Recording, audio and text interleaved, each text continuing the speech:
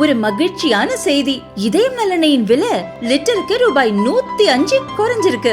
September 2023ல 1 litre இதயம் நல்லெண்ணெயின் அதிகபட்ச விலை ரூபாய் 503. ஆனா இப்ப 1 லிட்டர் இதயம் நல்லெண்ணெயின் விலை ரூபாய் 398 மட்டும்தான் தமிழ்நாட்டுல. அப்ப இனிமே எல்லாரும் இதயம் நல்லெண்ணெய் வாங்கலாம் இல்ல? பெண்களுக்கு, தாய்மார்களுக்கு, மகளிருக்கு எதிரான பாலியல் குற்றச்சாட்டுகளுக்கு சட்டமன்றத்தில் நிறைவேற்றப்பட்டிருக்கிற அந்த சட்டத்தின் மூலமாக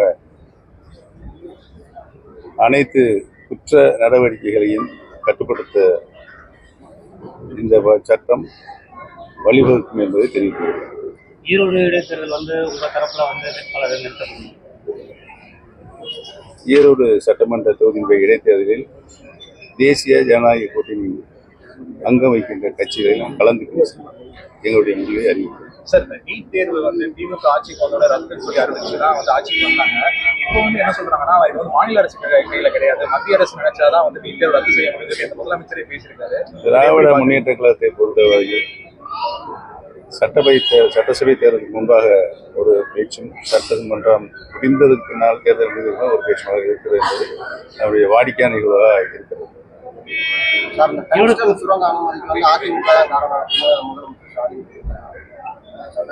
டங்ஸ்டன் சுரங்கம் மினரல்ஸ் குறித்து முதலில் குரல் கொடுத்தவர்கள் அனைத்து இந்திய அண்ணா முன்னேற்ற கழகத்தின் உரிமை பெற்றிருந்த குழுவாக இருக்கின்ற நாங்கள் தான் என்பதை தெரியப்படுத்துகிறோம். அந்த வகையில் அது எந்த ரூபத்தில் வந்தாலும் அதை தடுத்து நிறுத்துகின்ற இயக்கமாக எங்களுடைய இயக்கம் இருக்கிறது தெரிவிக்கிறது.